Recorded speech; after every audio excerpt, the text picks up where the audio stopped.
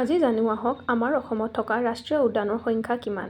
আমাৰ অসমত মুঠ 8খন ৰাষ্ট্ৰীয় উদ্যান আছে আৰু সেইকেইখনৰ নাম হৈছে Kaziranga national park, Manas national park, Dibru-Saikhowa national park, Nameri national park, Orang national park, Dihing Patkai national park, Raimona national park আৰু 8মখন হৈছে চিকনা-জলাও নেশ্যনেল পাৰ্ক। এতিয়া জানো আহক আমাৰ এই ৰাষ্ট্ৰীয় উদ্যানকেইখন অসমৰ কোনটো কোনটো স্থানত অৱস্থিত। কাজিৰঙা ৰাষ্ট্ৰীয় উদ্যান গোলাঘাট, কাৰ্বি আংলং, নগাঁও আৰু শোণিতপুৰ এই স্থানকেইটাত বিস্তাৰ হৈ আছে।